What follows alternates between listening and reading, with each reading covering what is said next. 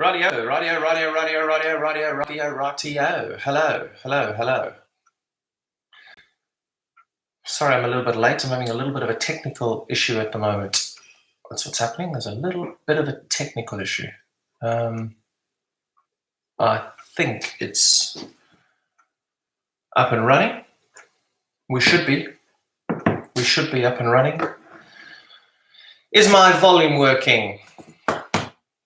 Is she up and running? I'm gonna wait until we get ourselves going here. I hope everybody's well. I'm just trying to figure out the last little bits here.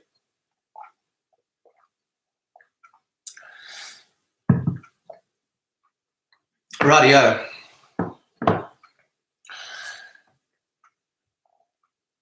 Everything's good, everything's working. I can see that things are under control and we're going okay. I apologize for being a little bit late.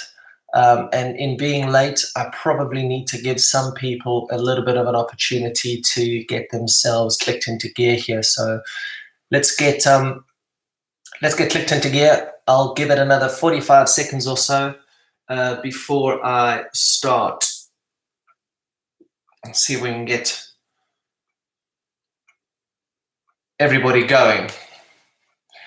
You guys got a ball in you? I need you guys to get a ball. If you've got a ball, just get a ball. If you don't have a ball, don't worry about it. Need a cricket ball. We talked about this last week. We talked about cricket season, the start of cricket season. The sun's out here in the UK. Playing with our buddies. Need you to get a ball.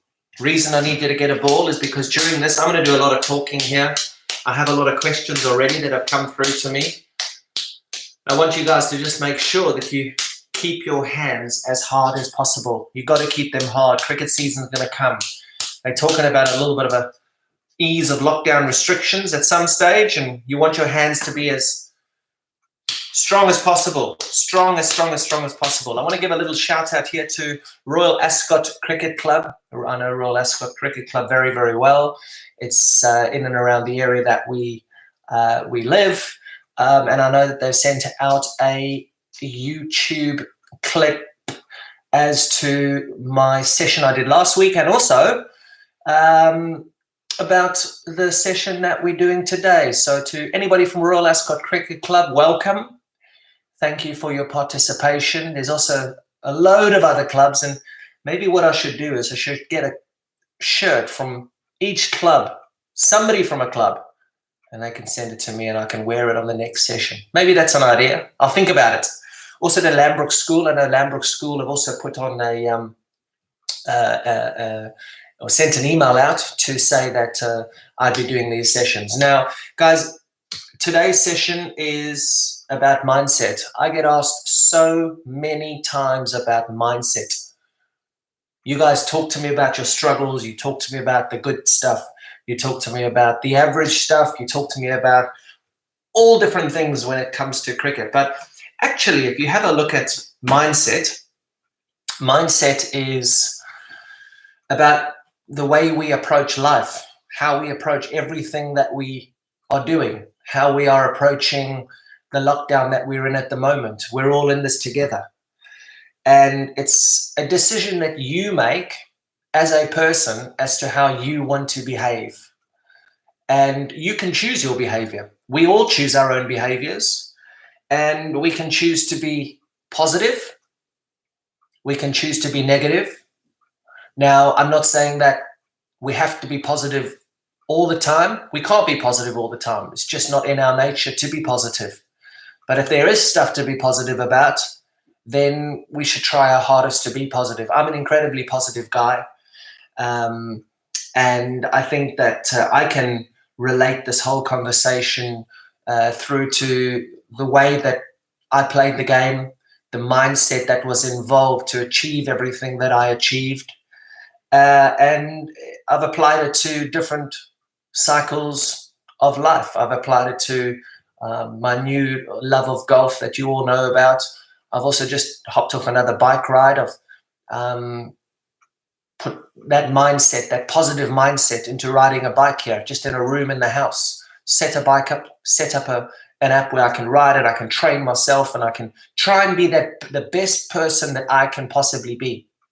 Mindset is about applying your mind to something to make you the best person that you can possibly be. And we can all relate to this. There'll be young kids that'll be watching this. There'll be old people that'll be watching it maybe with their young kids. And whether we're in business, we're in sport, whether we're in education, at school, or at club level, you apply yourself positively to something, you can achieve a hell of a lot. I'm not saying you can achieve everything. Not every single person on here will become an international sportsman. We all love to be an international sportsman, but not every single person will become an international sportsman. But you can try your damn hardest to become the best player than you can possibly be.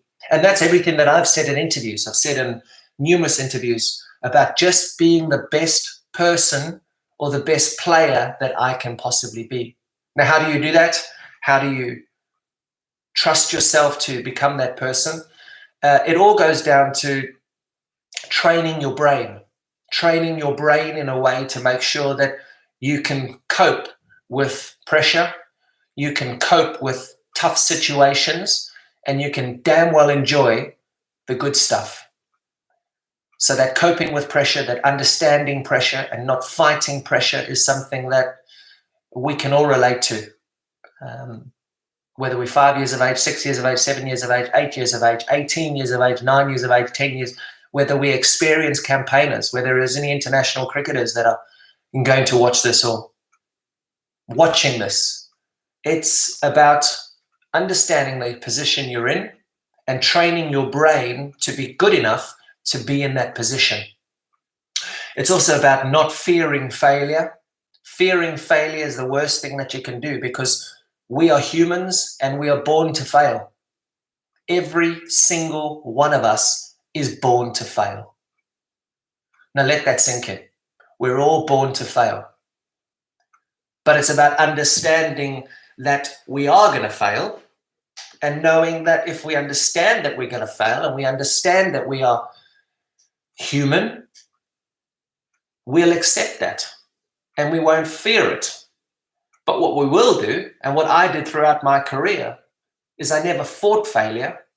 I accepted failure, and I accepted it to just be a lesson, a complete and utter lesson on how to approach the next time I go and do what I've done that I failed at. Try and get better. Try and improve the way that I play. Try and improve myself. Every day, try and be better. The way that I tried to be better was to make sure that my preparation was as good as it could ever be. I've spoken a lot about it. I think that mindset video that I put on a couple of days ago tells you exactly that, or everything you need to know about the way that I executed my job on the field. And I never won every day. I never, by any stretch of the imagination, performed every time I went out. I had spells that I was absolutely horrendous. I would walk out to bat on some occasions. I remember walking out to bat against South Africa at the Oval in a test match. I remember walking out to bat in the Ashes in Adelaide on the flattest wicket, the wicket that you just literally had to get yourself out on. I walked out there and I didn't know which side of the bat I was holding, because it was one of those days. And we all have those days. We wake up and we just have those days. So the preparation that you put into the job that you're doing, playing football, playing tennis, in business, the preparation that you put into your job will be reflected in the outcome and in your results. I keep telling my little boy, Dylan, if you're 5 minutes early, you're late. What does that mean? If you're 5 minutes early, you're late. I was never late for a team bus, never late for a team meeting, never late for anything, because I wanted to make sure that I was always setting myself up to achieve and be there, to be the best, to try and be the best person that I could possibly be. Now, I was never the best batsman. There are batsmen that have been, batsmen that will be so much better than me and are so much better than me. But I think that I was the best player that I could have been because of the amount of training and preparation that I went into my batting.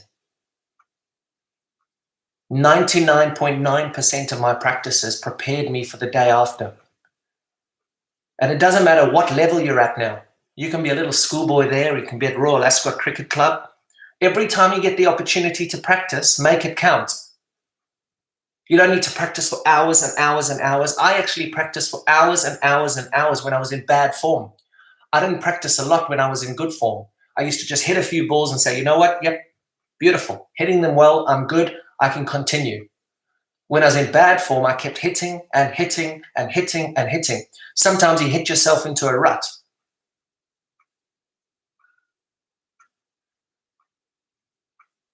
So it's about understanding where you're at, in what caliber of or what level you're at, and just making sure you turn it on. At school, whenever you get the opportunity to do maths, do English, play cricket, play football, play tennis, play hockey, swim, do athletics.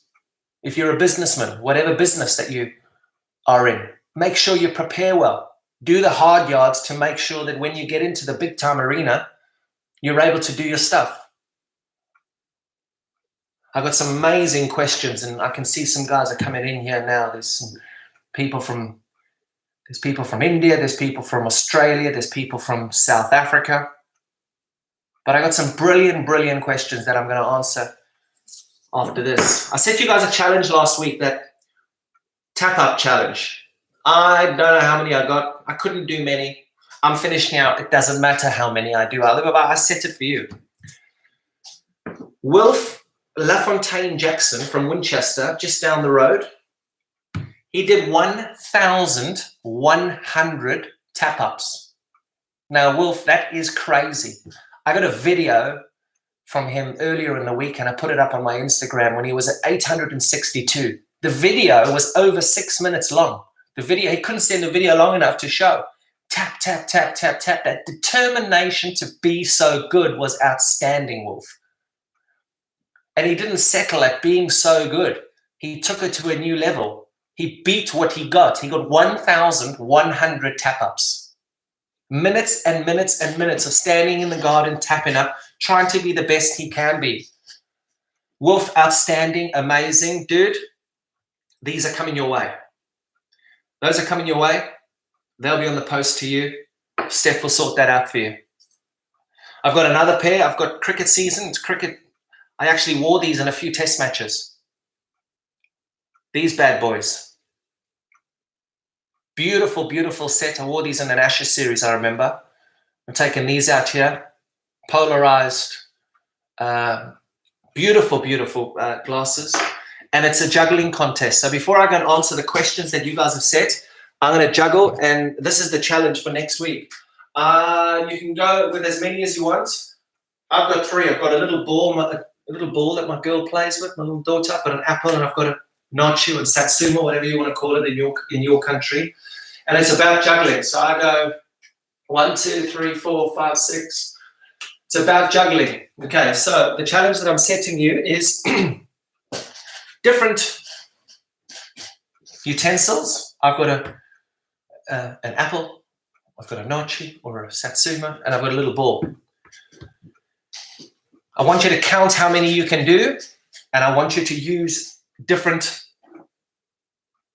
appliances to make it work for you. Different appliances to make it work for you. So I've got 3. You can juggle with 4 or 5. If 2 of you juggle with 5 and you manage to get, it's the bloke who does the most. 1, 2, 3, 4, catching the bloke, or the little girl that does the most.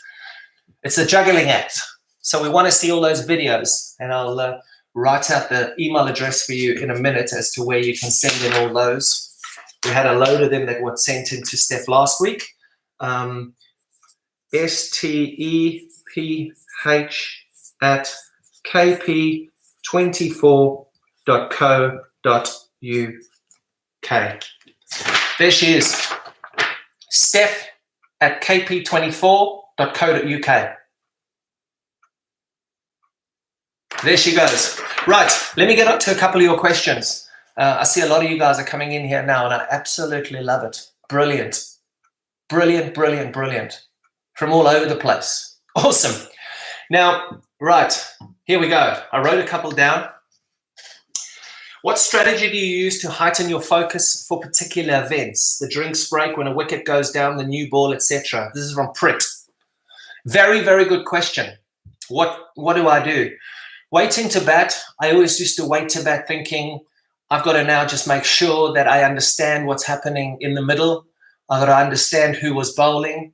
I've got to think about the way that I've practiced, and I'll keep referring back to practice, practice, practice, because when I'm sitting on the balcony at Lords or sitting on the balcony in Savannah Park in the Caribbean, or in Western Australia in Wacker, or in Newlands in Cape Town, sitting on the balcony waiting to bat, sitting on the balcony waiting to bat a university, played many university games, many games at school. You have to know that you've got the confidence to go out and defend whoever's bowling at you their best ball, because then you can sit there knowing that you've given yourself the opportunity to be successful at that particular time.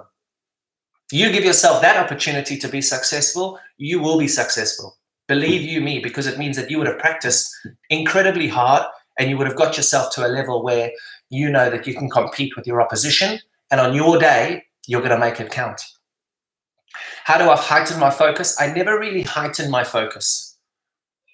I never really got too up or too down. If I was good, I stayed at a level. If I was bad, I stayed at a level. I never praised myself too much when I was good, and I certainly didn't hurt myself when I wasn't playing well. When you get to a drinks break, it's about relaxing. Relax, relax. I used to say to myself while I was batting, that batting was about concentrating for 5 or 6 seconds. Batting is about concentrating from as soon as the bowler gets to the top of his mark, that's when I start concentrating. So I've looked around the field. I understand. You've got somebody bowling at you. You've got a normal field. We all know cricket fields.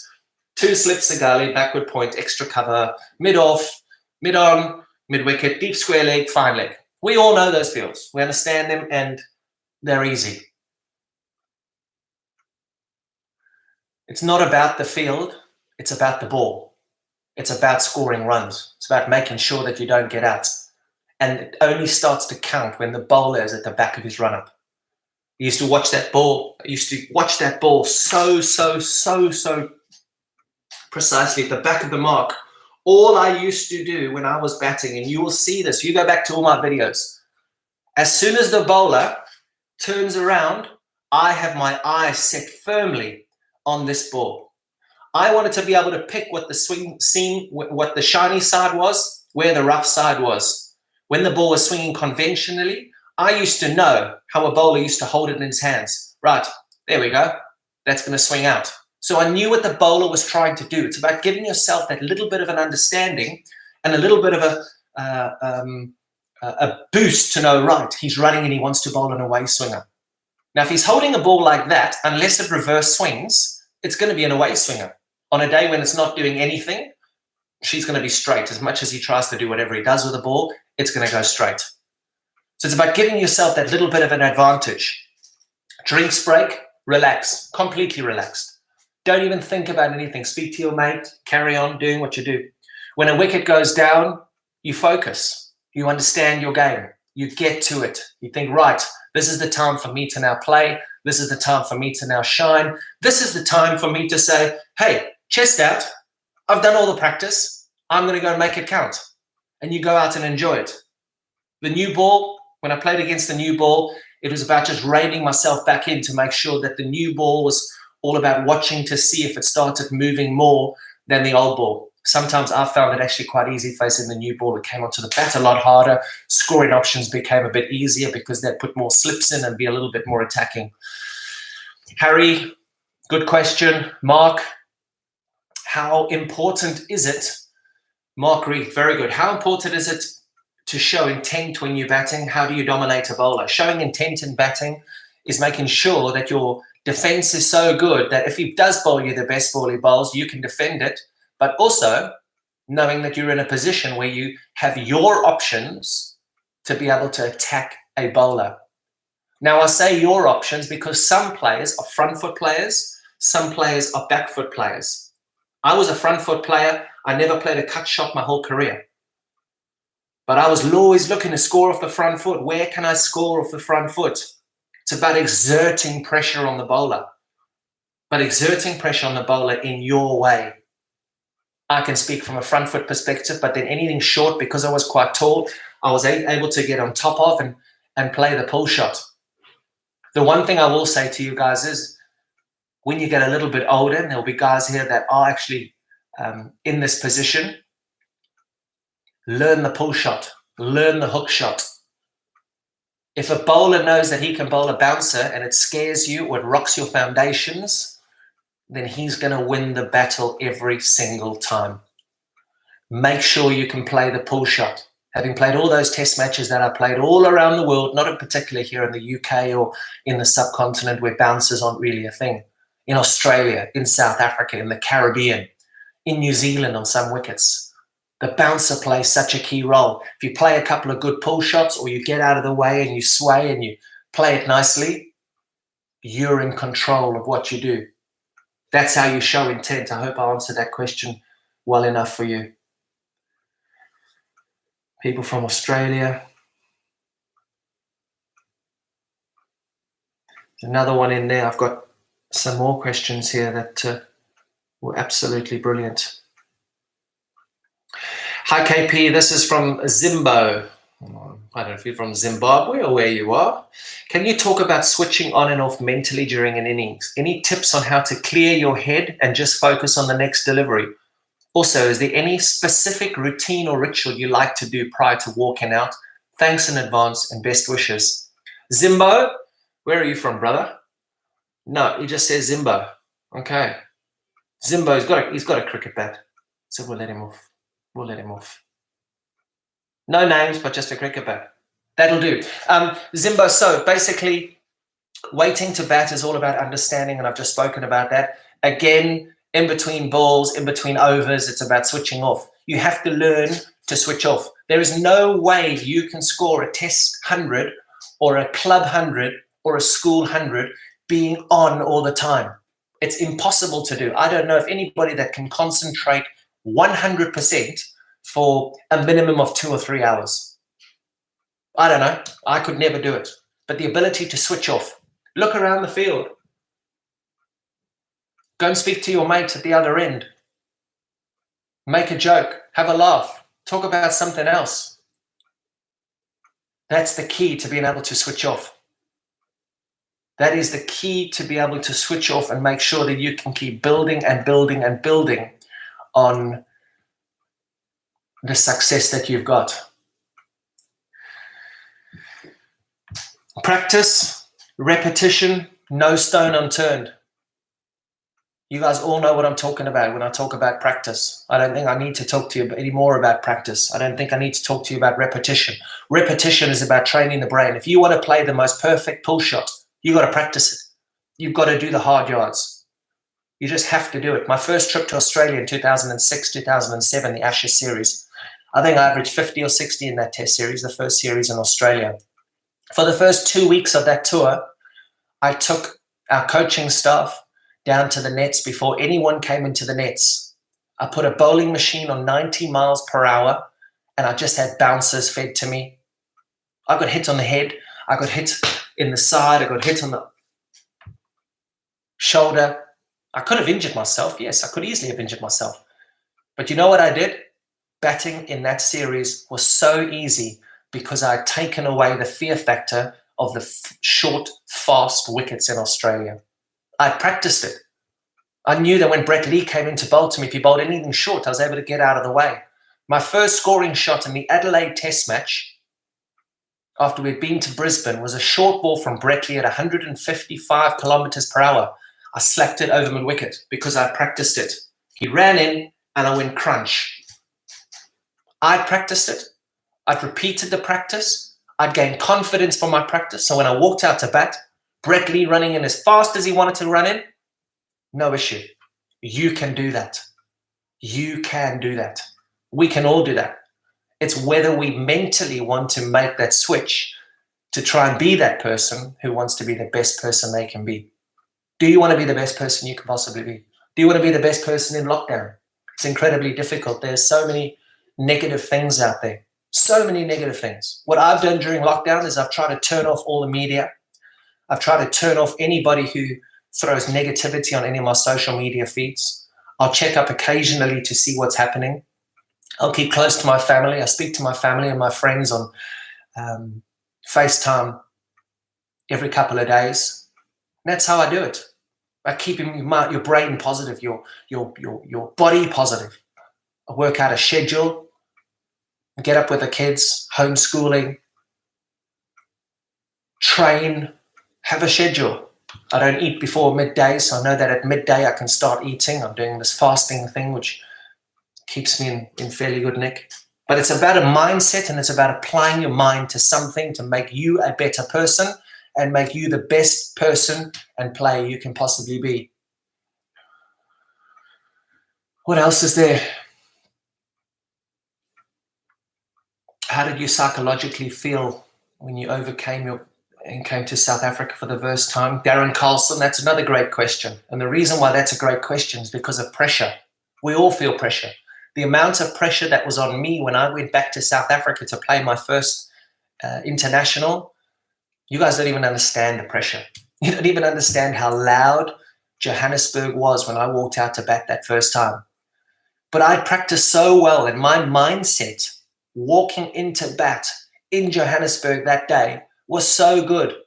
All the noise in and around everything else that was going on had no bearing on the way that I practiced, the way that I prepared, and in turn, the results. My numbers were incredible on that trip.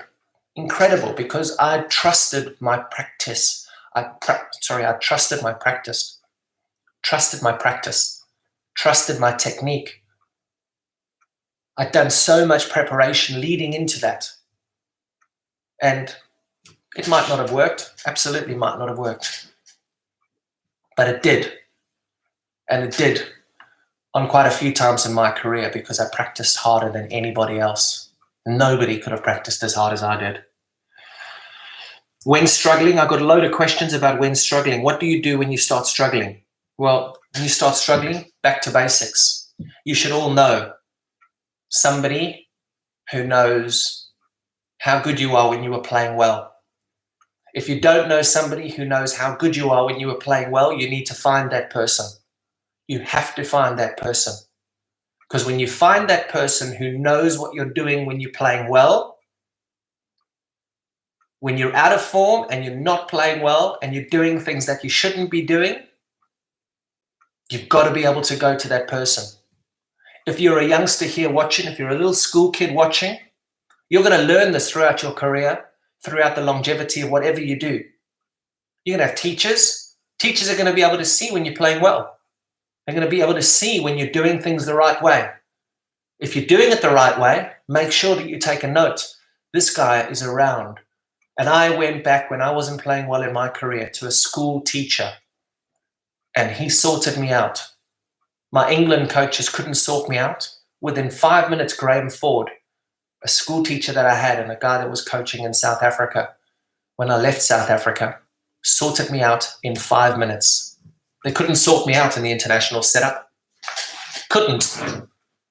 They tried to put me on all these videos and showed me past innings. You're seeing a past innings of me playing in Adelaide or playing somewhere. It doesn't show you the basics. It doesn't show you how I'm feeling mentally. It doesn't show you my mindset. It just shows me that I'm crunching the ball everywhere. He understood my mindset.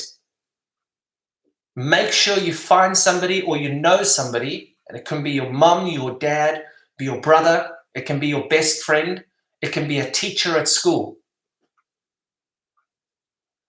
You sign a big deal in work, or you're doing something pretty amazing in the job that you're doing, whether you're drawing a painting, whoever is around at a time when you're doing something brilliantly, take a note of it, keep note of it, because they will know what mindset you're in,